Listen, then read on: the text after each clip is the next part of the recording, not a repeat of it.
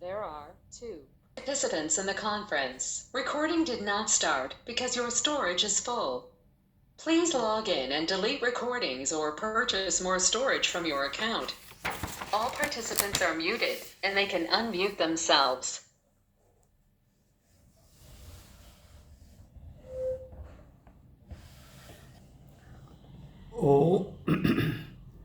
ओम नमोर्यंताणम नमो सिद्धाणम नमार्याणम नमो वज्जायाणम नमो लोहि सब्बसाहुणम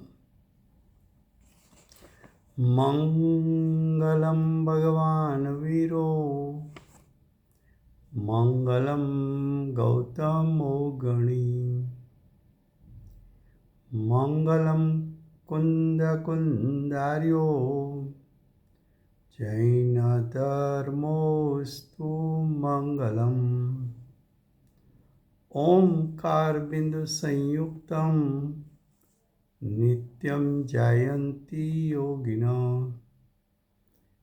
कामदं मोक्षदं चैव ओंकाराय नमो नमः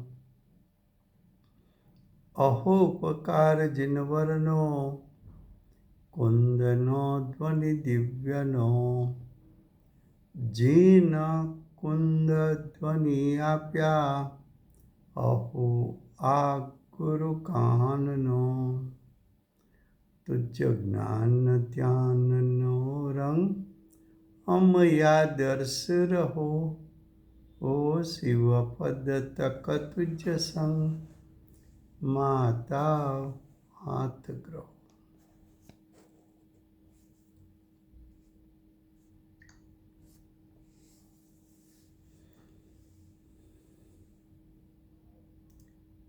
ये समयसार नाम का परम अध्यात्म शास्त्र है। भगवत कुंकुंदाचार्य देव ने मांगलिक करके समयसार को कहने की प्रतिज्ञा की है। समयसार का अर्थ है आत्मा का निर्मल स्पष्ट शुद्ध स्वभाव, जिसका आश्रय होने से जीव को संवर निजरा और उसका फल मोक्ष की प्राप्ति होती है। ऐसा ये शास्त्र में कर्ता कर्म अधिकार चलता है। गाथा 96 उसकी टीका पेज नंबर 173 दूसरा पैराग्राफ, उसमें तीसरी लिटी के अंत में, तीसरी लाइन के अंत में दृष्टांत पर से सिद्धांत का विषय लिया है। यहाँ क्या बताते हैं? उसी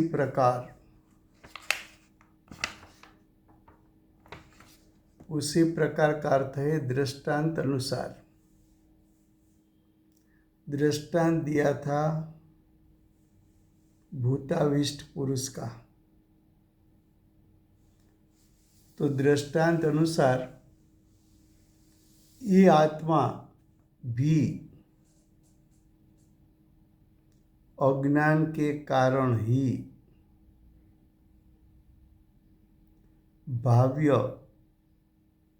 भावक रूप पर को और स्व को एक करता हुआ अविकार अनुभूति मात्र जो भावक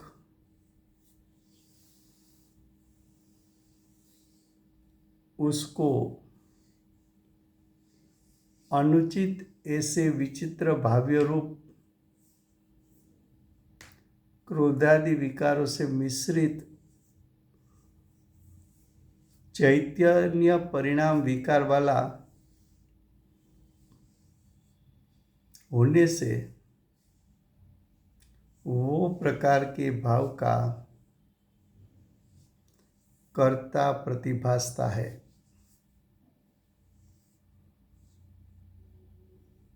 क्या कहा फिर से?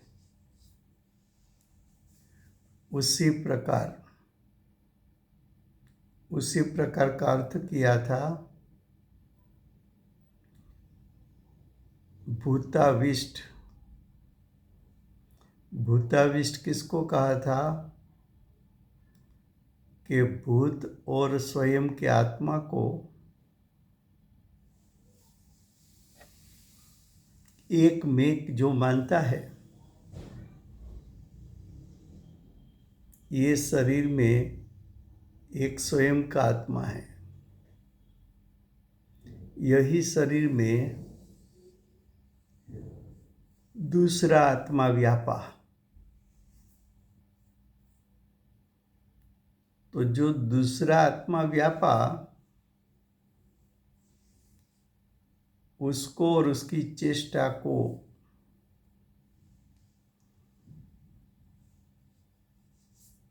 भूत को और स्व की चेष्टा को एक मेक मानकर जो भूत ने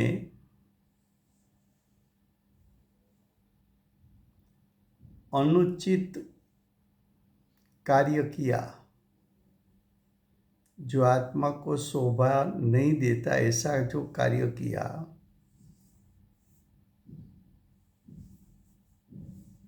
वो कार्य था भूत का। लेकिन भूत और उसका कार्य मेरा स्वरूप है, मैं उसके स्वरूप हूं, ऐसी मान्यता, ऐसा अज्ञान वाले जीव को भूताविष्ट पुरुष कहने में आता है। तो यहां सिद्धांत में क्या बताया देखो, ये आत्मा भी अज्ञान के कारण, अज्ञान क्या है? तो कि मोह कर्म का उदय और उसमें जुड़ने से शुभाशुभ राग की उत्पत्ति।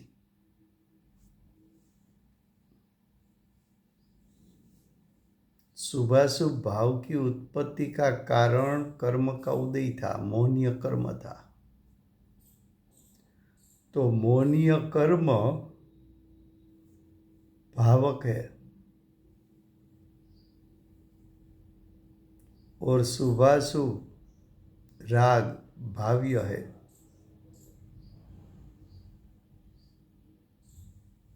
फिर से कर्म का उदय यानी मोहनीय कर्म का उदय वो भावक है,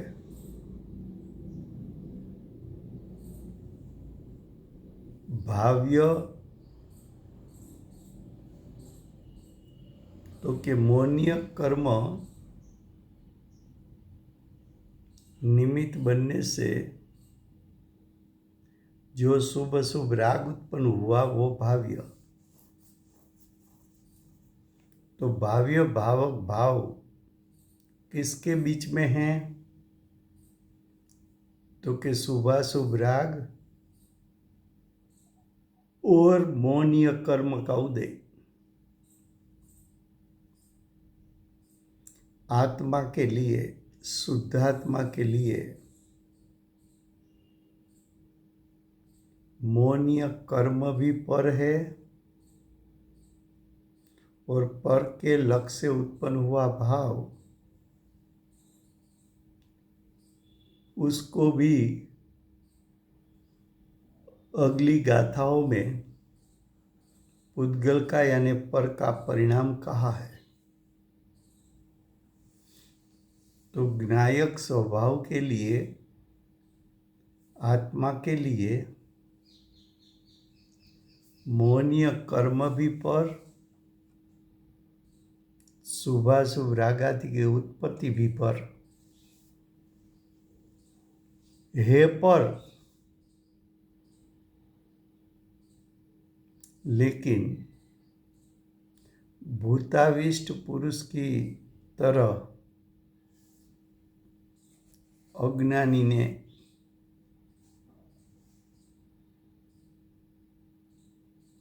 मोहनीय कर्म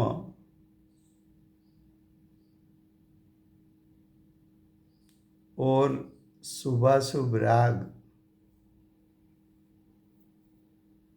उसमें एकत्व करके एकमेक होकर, देखो क्या लिखा है, और स्वयं को एक करता हुआ। पर का अर्थ किया दर्शन मोहनीय कर्म, उसमें जुड़ने से उत्पन्न हुआ शुभाशुभ राग, दोनों पर है।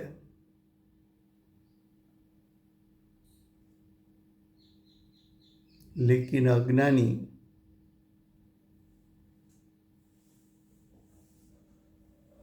कर्म के उदय को और उसके निमित्त से उत्पन्न हुआ शुभाशुभ राग को स्वयं के साथ एकरूप करता हुआ अविकार अनुभूति मात्र, विकार रहित ज्ञान मात्र, जो भावक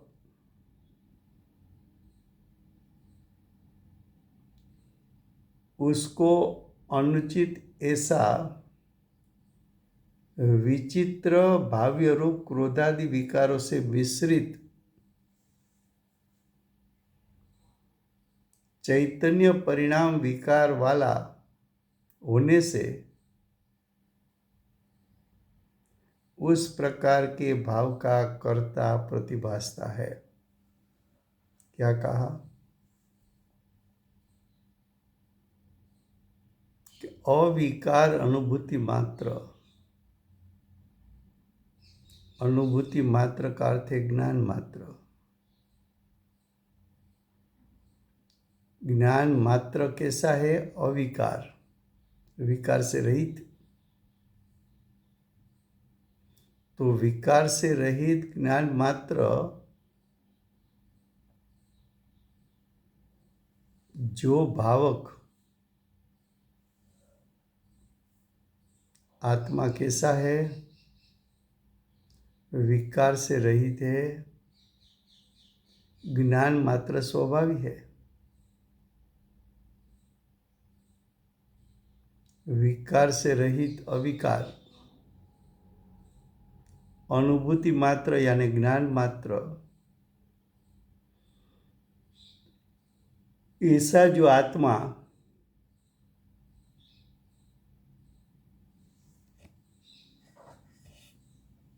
उसको अनुचित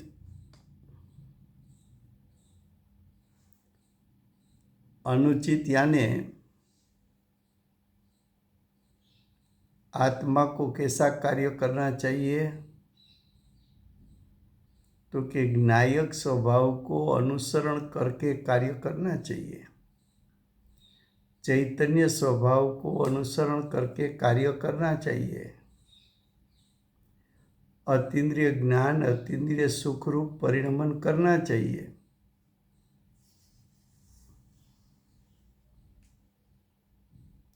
लेकिन ऐसा कार्य नहीं किया।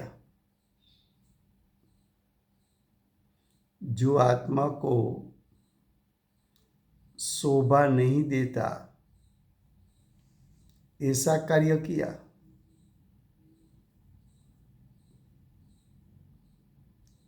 उसके लिए शब्द प्रयोग क्या किया? उसने अनुचित ऐसा जो आत्मा के लिए उचित नहीं है,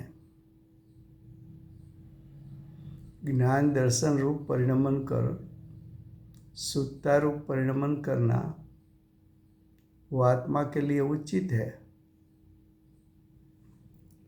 लेकिन मिथ्यात्व अज्ञान अविरति भाव रूप परिणमन करना वो आत्मा के लिए उचित नहीं है। तो उचित नहीं है उसका अर्थ अनुचित है। जैसा भूत हो वो मूर्ख जैसा कार्य करे।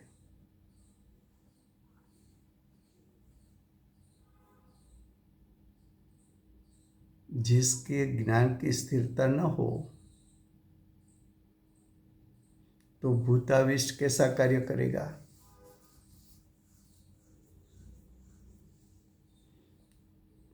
कभी कभी हंसने लगे, कभी कभी रोने लगे,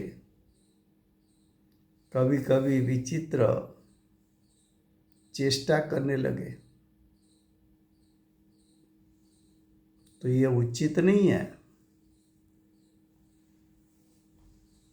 अनुचित है।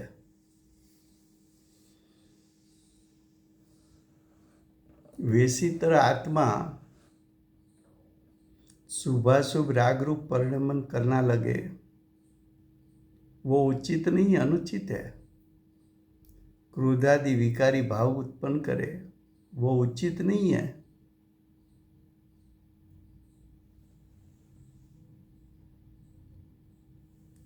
तो अनुचित ऐसे विचित्र भाव्य रूप यानी क्रोधादि रूप, रागादि रूप विकारों से मिश्रित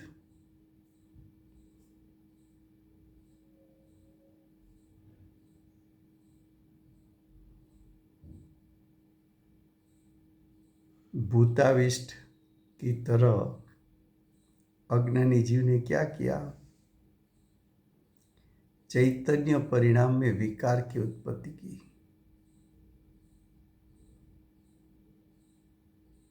और ऐसे भाव का कर्ता बना। कर्ता कैसे बना, तो कि भाव्य भावक भाव जो पर भाव है उसमें जुड़कर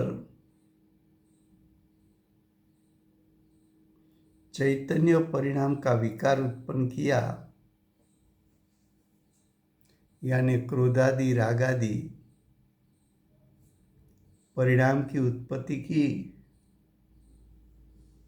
वो भाव का कर्ता अज्ञानी प्रतिभासता है।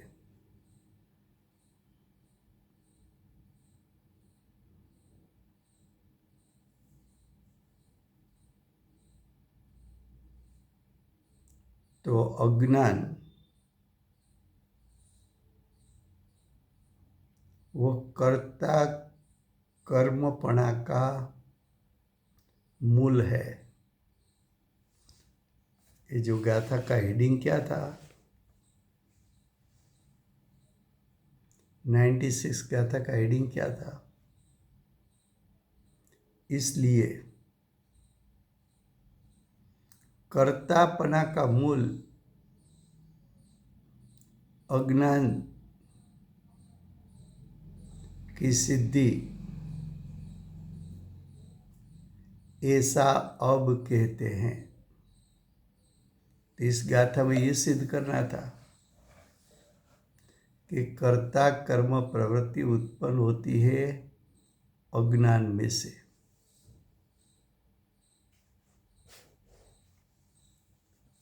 अब आगे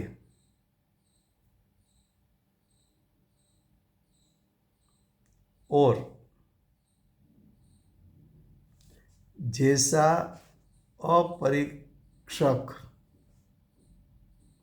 अपरीक्षक किसको कहते हैं,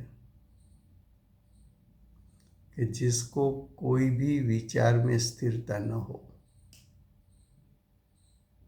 ऐसे गुरु।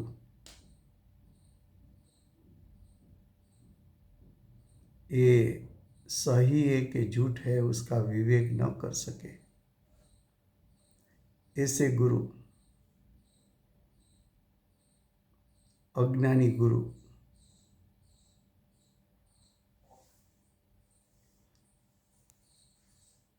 अब दूसरा दृष्टांत देते हैं। पहले भूताविष्ट की बात की थी, अब ध्यानाविष्ट की बात करेंगे।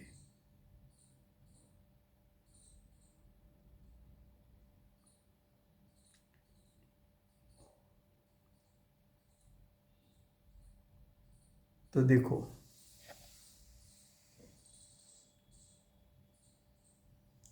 और जैसे अपरीक्षक आचार्य का उपदेश से महिष्णु, हिंदी में पाडा को क्या कहते हैं? पाड़ा ही बोलते हैं। अच्छा, पाडा ही बोलते हो। तो महिष का अर्थ है पाडा।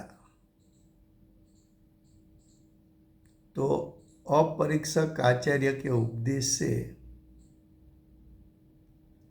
पाडा का ध्यान करता हुआ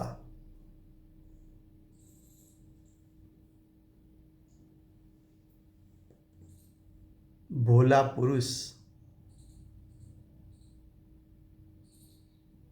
अज्ञान के कारण महिष को यानी पाडा को और स्वयं को एक करता थका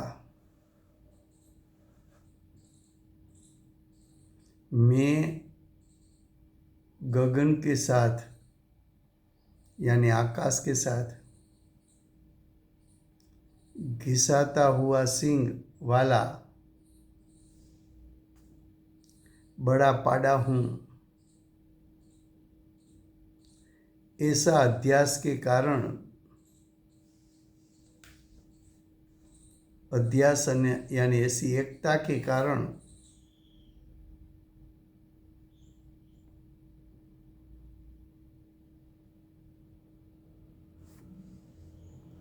मनुष्य के योग्य ऐसा जो रूम का द्वार में से बाहर निकलना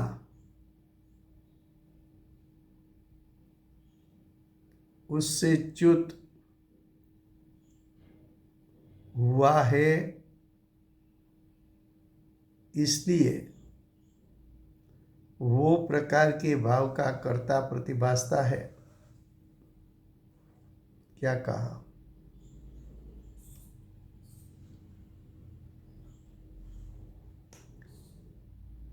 कोई अज्ञानी गुरु ने, अपरिपक्व गुरु ने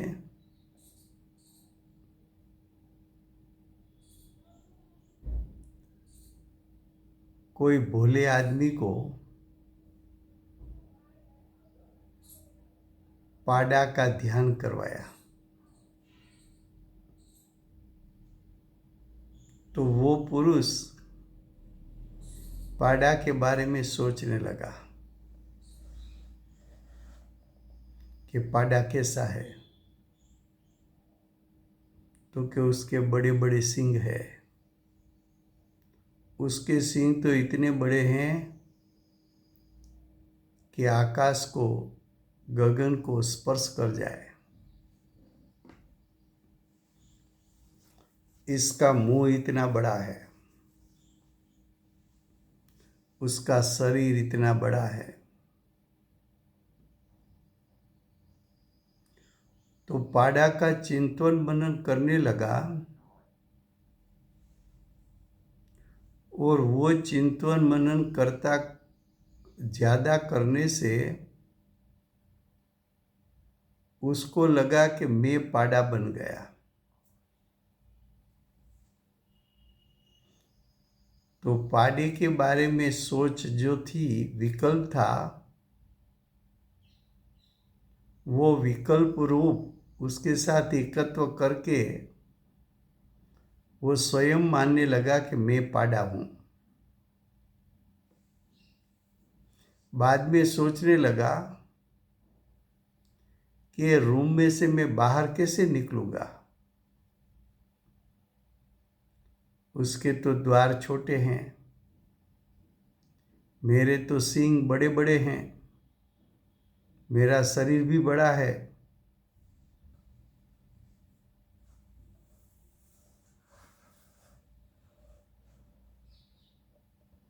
तो ऐसा विचार के विकल्प के साथ अध्यास यानी एकत्व के कारण मनुष्य के योग्य रूम के द्वार होने पर भी मैं रूम से कैसे बाहर निकलूंगा, ऐसे भाव का कर्ता ध्यानाविष्ट पुरुष हो जाता है। ये तो था दृष्टांत। अब सिद्धांत पे बताते हैं। उसी प्रकार ये आत्मा भी अज्ञान के कारण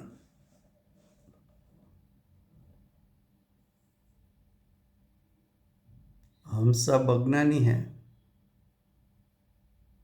तो अज्ञान के कारण ज्ञेय ज्ञायक रूप अज्ञानी के पास ज्ञान तो है और ज्ञान के माध्यम से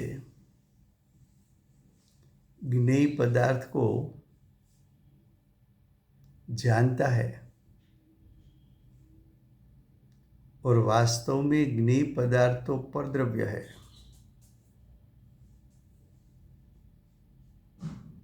लेकिन परद्रव्य और परद्रव्य संबंधी विकल्प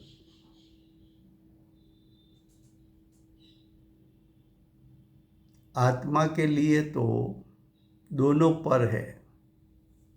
पर पदार्थ संबंधी विकल्प और पर पदार्थ दोनों पर है, लेकिन ऐसे पर को उसके साथ एकत्व अभिप्राय में करके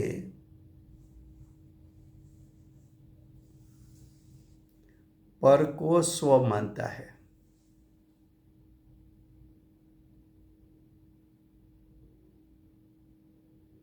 तो पर को स्व माना,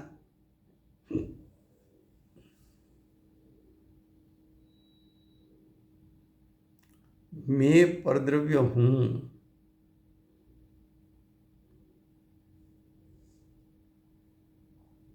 जो पदार्थ जाना वो पदार्थ स्वरूप में हूं, ये पदार्थ मेरा है।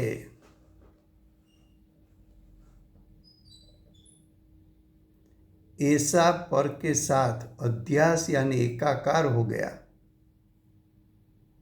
उसमें लीन हो गया, तल्लीन हो गया।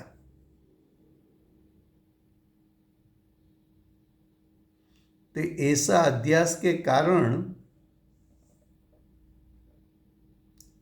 मन के विषय रूप, मन के विषय रूप यानी मन द्रव्य मन जिसमें निमित्त है, किसमें निमित्त है?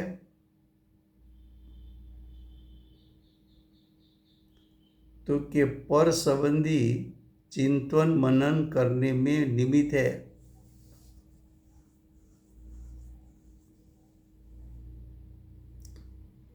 तो मन के माध्यम से मन को निमित्त बनाकर धर्म अधर्म आकाश काल पुद्गल और अन्य जीव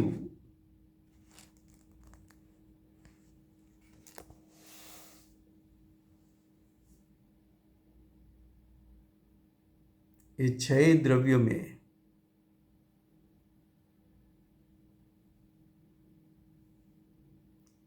स्वयं की शुद्ध चैतन्य धातु रुकी हुई होने के कारण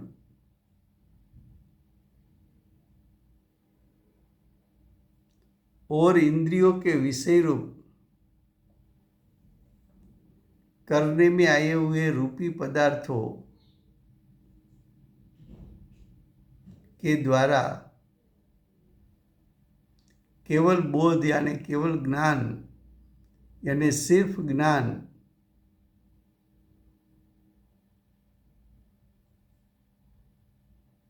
ढका हुआ होने से और मृतक शरीर के द्वारा शरीर के माध्यम से परम अमृत रूप विज्ञान घन मूर्छित हुआ,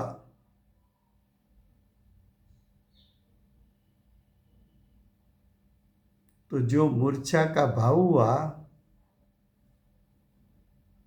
वो प्रकार का भाव का वो कर्ता प्रतिभासता है। क्या बताया फिर से कि आत्मा ज्ञान स्वरूप है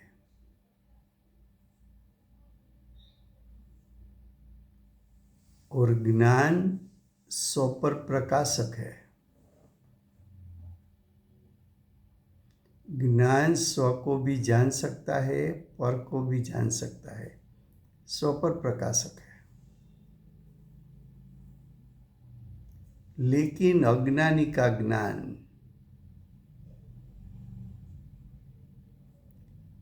द्रव्य मन के अवलंबन लेकर पर द्रव्य को जानने के लिए फैला, तो पर द्रव्य में धर्म अधर्म आकाश पुद्गल और अन्य जीव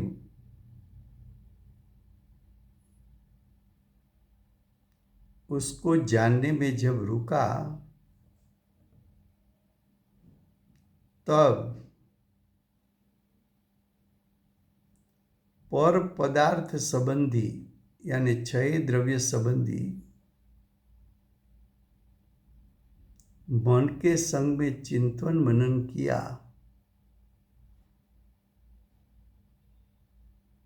तब जो आत्मा का शुद्ध स्वरूप में से प्रकट होता हुआ उपयोग वास्तव में शुद्ध चैतन्य धातु को जानने में रोकना चाहिए। उसके स्थान पर इंद्रियों का अवलंबन लेकर रूपी पदार्थ का ज्ञान किया, अन्य द्रव्यों का ज्ञान किया।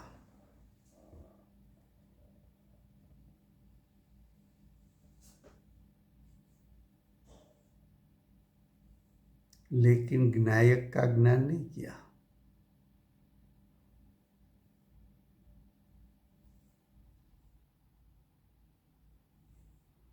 जो उसको रूपी पदार्थ संबंधी ज्ञान किया, उसके साथ मोह राग द्वेष की भी उत्पत्ति की, तो विकारी परिणाम उत्पन्न हुए। वो विकारी परिणाम ने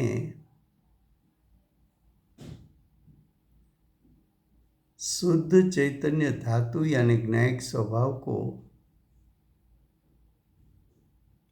तिरोभूत कर दिया। शुद्ध स्वभाव को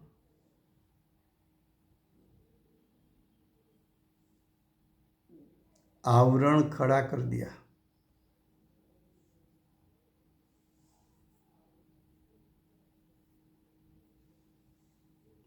तो शरीर परद्रव्य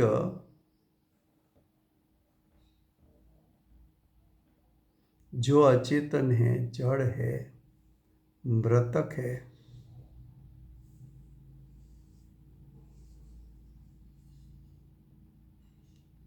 उसमें तन्मयता एकाकारता करने से जीव मूर्छित हुआ। जो आत्मा अमृत स्वरूप है, विज्ञान घन है, वो मूर्छित हो गया।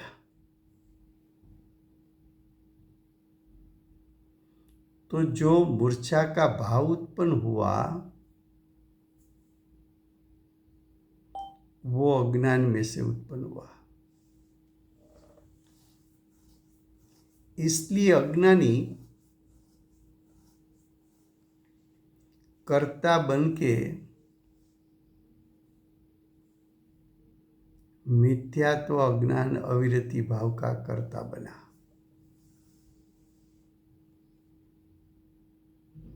ऐसा प्रतिभासता है, ऐसा जानने में आता है।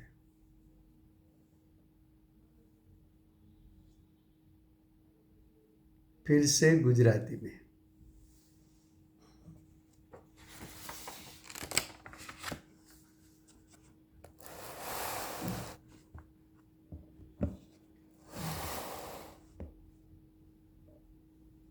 गाथा 96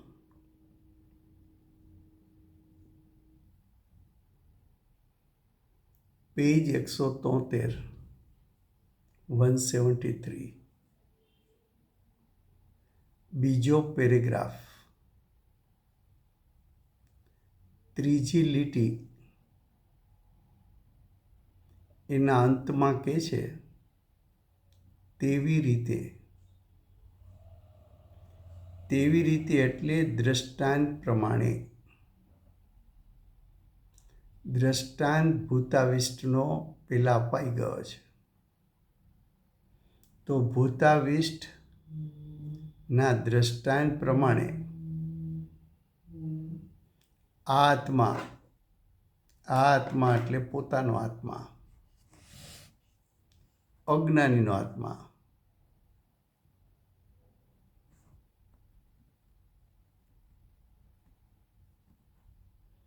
અજ્ઞાનીનો આત્મા પણ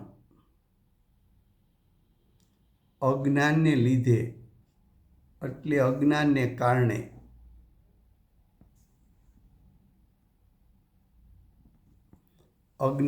કારણે જ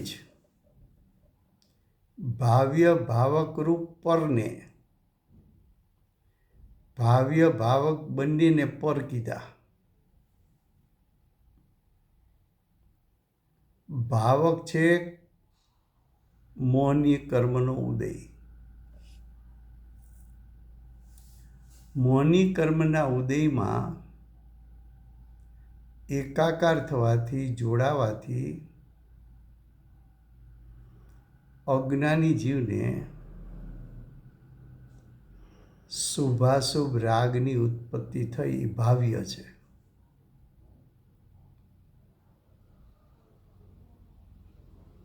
દર્શન મોહનીય કર્મ કરતા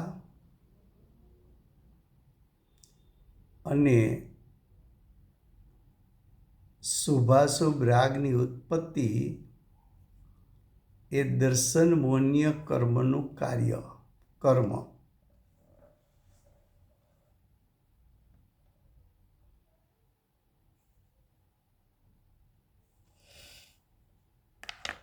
ત્રિકાળ શુદ્ધાત્મા માટે કર્મનો ઉદય પણ પર છે અને કર્મના ઉદયના નિમિત્તે ઉત્પન્ન થયેલ શુભ અશુભ રાગ એ પણ પર છે। તો મોહનીય કર્મ પર, શુભાશુભ રાગ પર। હવે આ જે પર છે, પરને એને પોતાને એક કરતો થકો, પોતે આત્મા છે મોહની કર્મ પર છે, શુભાશુભ રાગ પણ પર છે.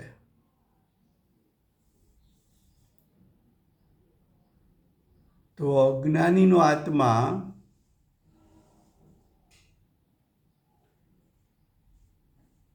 હું મોહની કર્મ સ્વરૂપ છું અને હું શુભ અશુભ રાગ સ્વરૂપ છું એવું એકત્વ એની સાથે કરે છે. એમાં હું પણ કરે છે.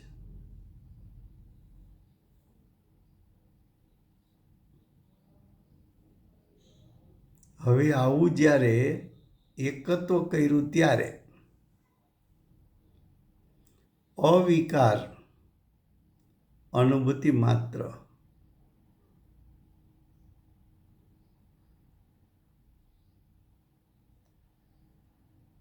અનુભૂતિ માત્ર એટલે જ્ઞાન માત્ર. આત્મા કેવો છે? વિકાર રહિત જ્ઞાન માત્ર, જે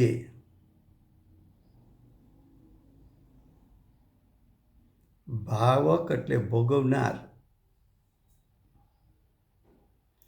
તેને અનુચિત એવા વિચિત્ર ભાવ્યરૂપ ક્રોધાદિ વિકારોથી મિશ્રિત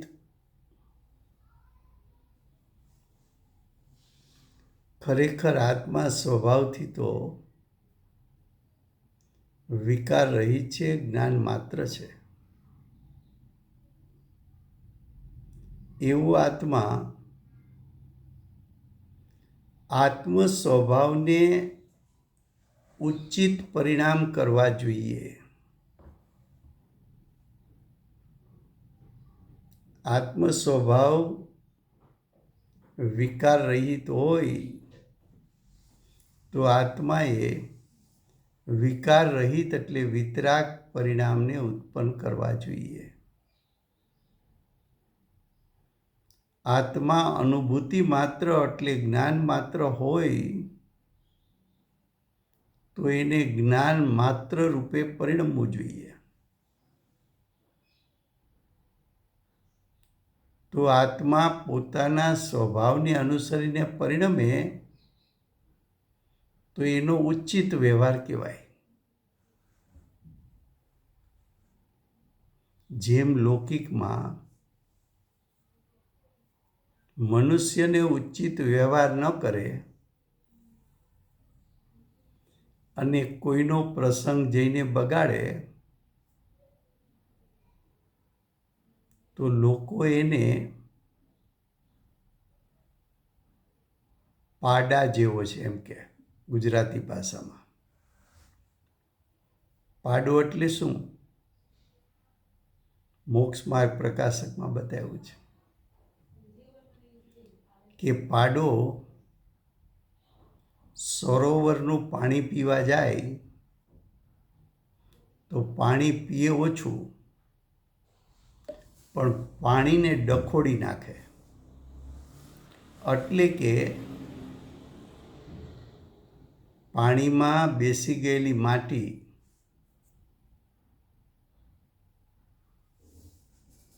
એના દ્વારા પાણીને મલિન કરી નાખે. એમ અજ્ઞાની આત્મા સ્વભાવથી શુદ્ધ હોવા છતાં શુદ્ધતા રૂપે પરિણમવું જોઈએ. એના સ્થાને અશુદ્ધતા રૂપે પરિણમે. પોતે સ્વભાવથી શુદ્ધ તો શુદ્ધ સ્વભાવનું લક્ષ કરવું જોઈએ. એની સ્થાન પર મોહની કર્મના ઉદયમાં જોડાઈને એકત્વ કર્યું અને જે શુભાશુભ રાગ ઉત્પન્ન થયો, ક્રોધ ઉત્પન્ન થયો, એમાં પણ એકાકાર થયો, એ કરવા જેવા લાગ્યા. તો કે મૌનીય કર્મમાં એકત્વ કરવું એ આત્માના શુદ્ધ સ્વભાવને શોભે એવું કાર્ય નથી. શુભાશુભ રાગ કે ક્રોધાદિ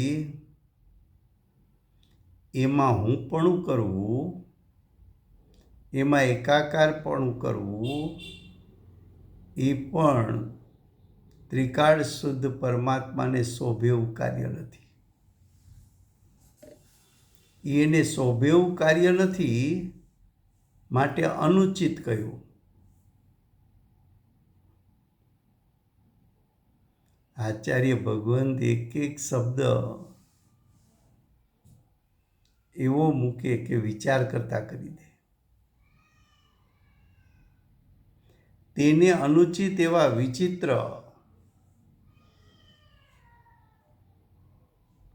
આત્મામાં રાગાદિ થવું એ વિચિત્રતા છે.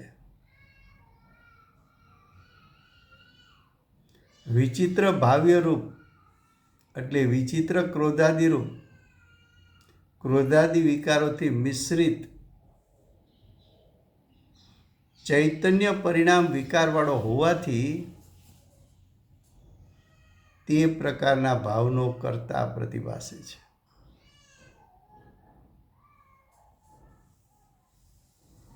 આત્માએ મૌનીય કર્મ અને શુભાશુભ ભાવ સાથે એકત્વ કર્યું, એને કારણે ચૈતન્ય પરિણામનો વિકાર ઉત્પન્ન થયો. આવું કેમ થયું? તો કે આત્મા છે તો જ્ઞાન સ્વભાવી. આત્માનું જ્ઞાન છે તો સ્વપર પ્રકાશક.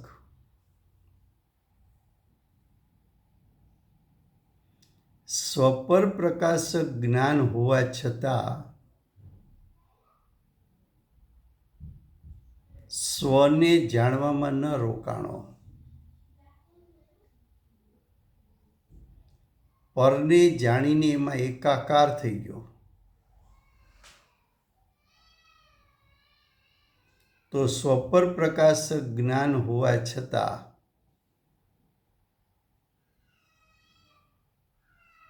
જ્ઞાનનો સ્વભાવ સ્વપર પ્રકાશક હોવા છતાં સ્વને નહીં જાણતા પરમાં એકાકાર થઈને જે જાણપણું કર્યું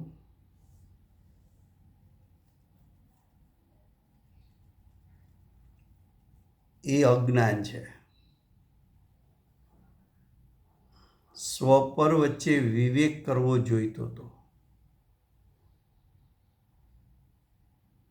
અને સ્વપર વચ્ચે વિવેક કરી પરનું લક્ષ છોડી સ્વનું લક્ષ કરવા જેવું હતું, સ્વમાં એકાકાર થવા જેવું હતું.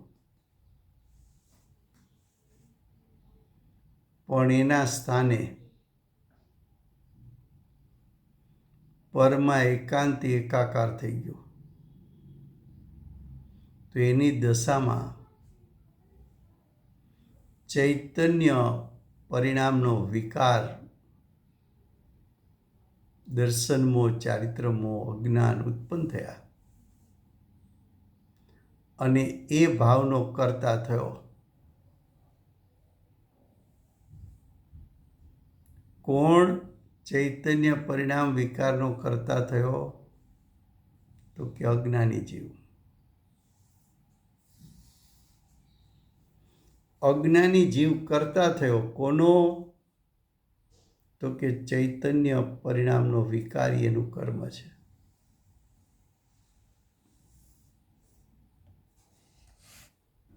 હવે આગળ કહે છે, વળી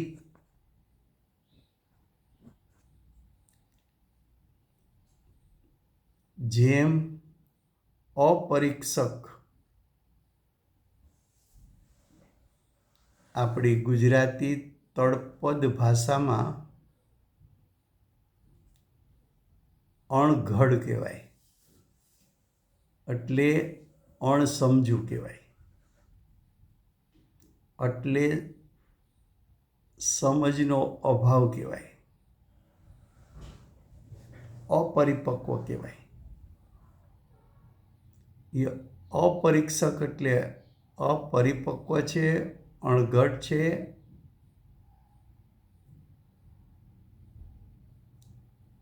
એમનું જ્ઞાન વિવેકી જ્ઞાન નથી. તો કે અપરીક્ષક આચાર્યના ઉપદેશથી, અણઘડ ગુરુના ઉપદેશથી, પાડાનું ધ્યાન કરતો કોઈ ભોળો પુરુષ, કોઈ અણઘડ ગુરુએ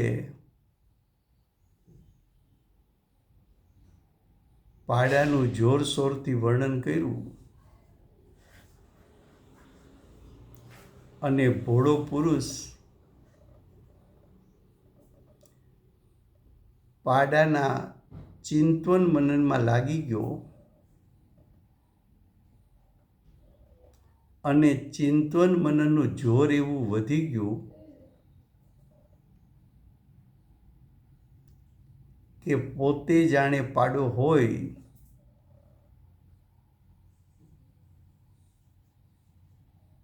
એમ સમજીને એવું વિચારવા લાગ્યો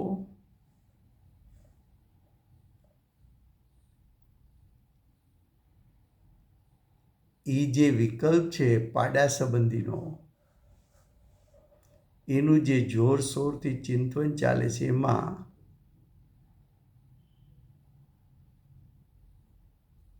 અજ્ઞાની એકાકાર જે થઈ ગયો છે,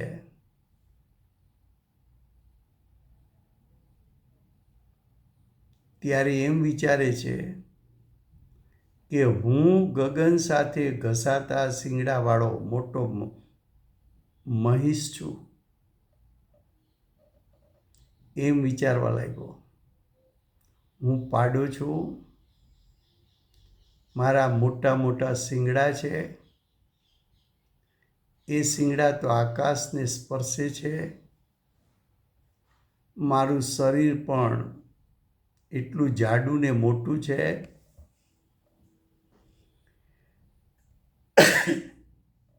એ ચિંતન મનનમાં ના અધ્યાસથી, એટલે એમાં એકાકાર થયો છે, એને લીધે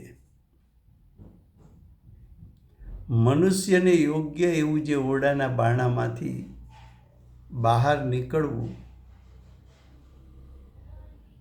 શું કહે છે, પોતે બેઠો છે રૂમમાં અને ચિંતન મનનમાં એવો ચડી ગયો, પાડાના ચિંતન મનનમાં એવો ચડી ગયો કે પોતે જ પાડો છે, એટલે પરને પોતા રૂપે કરતો.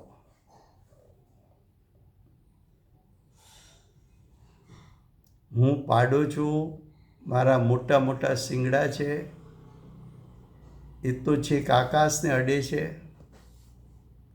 મારું શરીર એટલું જાડું છે, તો હવે આ રૂમના બારણામાંથી હું બહાર કેમ નીકળી શકીશ?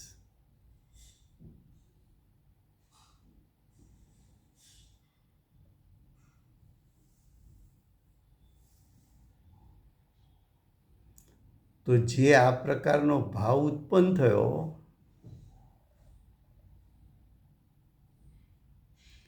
એનો કર્તા કોણ છે?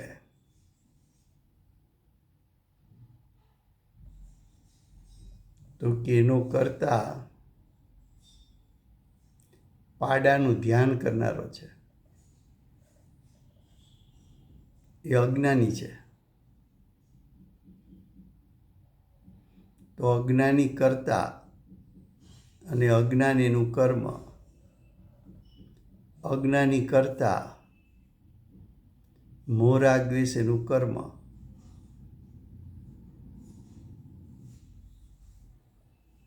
એ દ્રષ્ટાંત આપ્યો. હવે સિદ્ધાંતમાં બતાવે. તેવી રીતે આ આત્મા પણ અજ્ઞાનને લીધે જ્ઞેય જ્ઞાયક રૂપ પરને અને પોતાને એક કરતો થકો, પોતાના જ્ઞાનમાં કર્મનો ઉદય જણાણો અને શુભાશુભ રાગ જણાણા.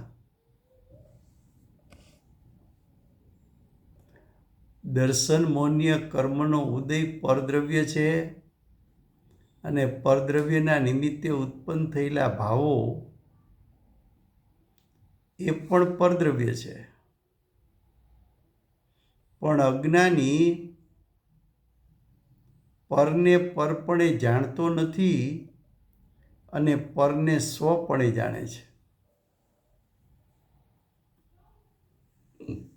પરને અને પોતાને એક કરતો એટલે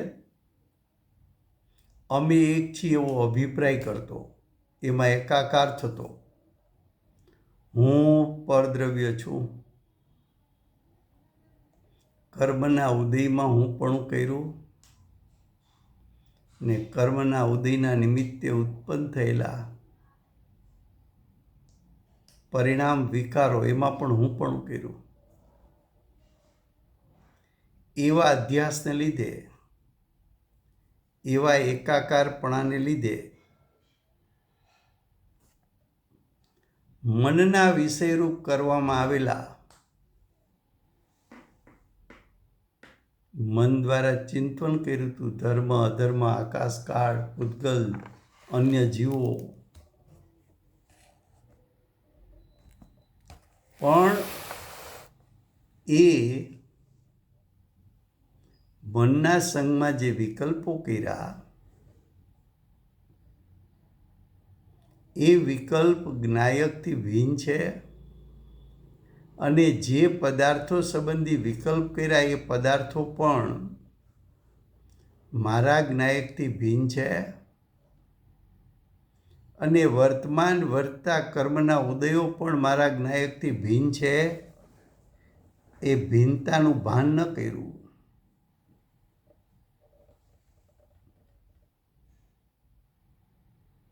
એને કારણે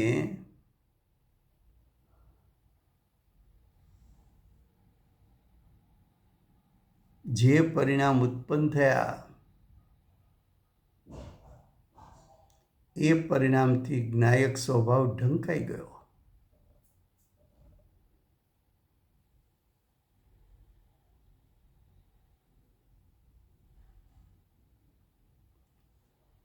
પોતે મૂર્છિત થઈ ગયો. મોહને કારણે મૂર્છિત થઈ ગયો. તો એ મૂર્છાના ભાવનો કરતા કોણ?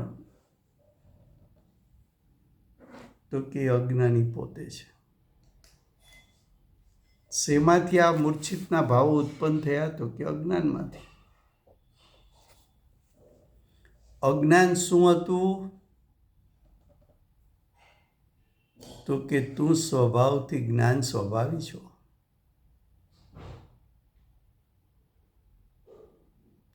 જ્ઞાન સ્વભાવી હોવાથી પ્રતિ સમય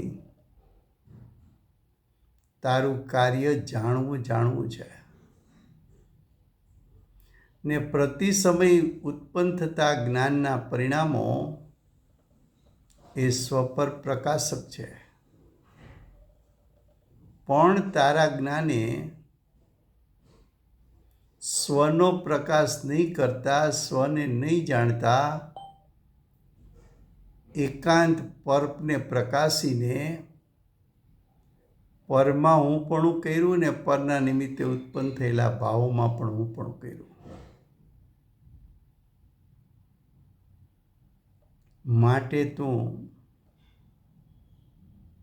અજ્ઞાની થઈને,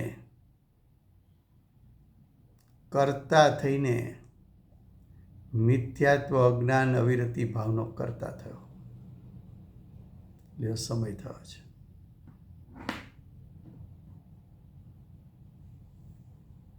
વર્તમાન ચોવીસીના આખરી તીર્થંકર બાલ બ્રહ્મચારી મહાવીર ભગવાનનો જય હો. મહાવિદ્ય ક્ષેત્રે બિરાજતા પ્રથમ તીર્થંકર ધર્મ ધુરંધર અનંત ચતુષ્ટયના ધારક દિવ્ય ધ્વનિના દાતાર શાસન ઉપકારી શ્રી સિમંદર ભગવાનનો જય હો. કડીકાળ સર્વજ્ઞ કેવળ જ્ઞાનની તળેટીમાં બેઠેલા મા સમર્થાચાર્ય ભગવત શ્રી કુંકુંદાચાર્ય દેવનો જય હો. વર્તમાન કાળે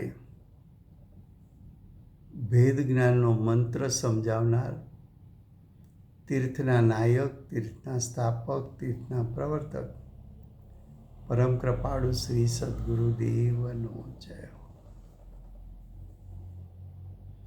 પૂજ્ય ગુરુદેવના શિષ્યોમાં શિરોમણી સ્વાનુભવયુક્ત જાતિ સ્મરણ જ્ઞાનયુક્ત પૂજ્ય ગુરુદેવનો મહિમા બતાવનાર પ્રસમમૂર્તિ ભગવતી માતનો જય હો. સમ્યક દર્શનની પ્રાપ્તિમાં નિમિત્તરૂપ સર્વ જીનવાણી માતનો જય હો.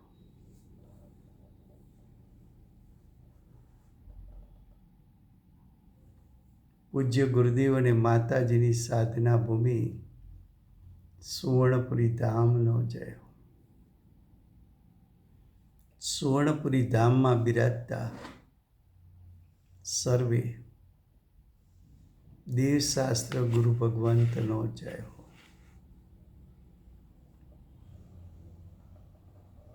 વર્તમાન ગુરુ અને ભવિષ્યના તીર્થંકર શ્રી સૂર્યકીર્તિ ભગવાનનો જય હો. શ્રી સૂર્યકીર્તિ ભગવાનના સમવસરણના મુખ્ય ગણધર દેવેન્દ્ર કીર્તિનાથ ભગવાનનો જય હો. પરમ દિગંબર જૈન ધર્મનો જય હો. Thank you very much Rajubhai. સવારને માટે બી thank you very much Rajubhai. બધાને જય જિનેન્દ્ર. Thank you. જય જિનેન્દ્ર. વિજયભાઈ, એ સવારની લિંક ઉપર બરાબર હોય છે ને? હા હા, બરાબર હતું. આજે બરાબર હતું ભાઈ. આજે સારું, બરાબર હતું. હું સારું. પેલા યુટ્યુબ ઉપર જ હતો ભાઈ. ઓકે.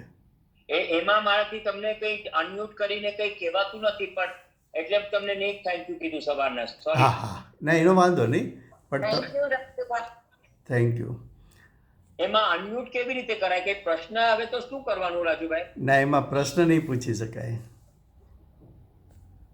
ઓકે, તો પછી આ કોલ થઈ જાય પણ પછી તમે આમાં શું ફાયદો એ કરી લો? છે, કે અમારું ક્યારેક નીચે સેલરમાં ઇન્ટરનેટ ના આવતું હોય પણ તમારે આ બંધ ન થાય. હા, ના, એક બીજો મને વિચાર આવ્યો કે આ પતી જાય પછી તમને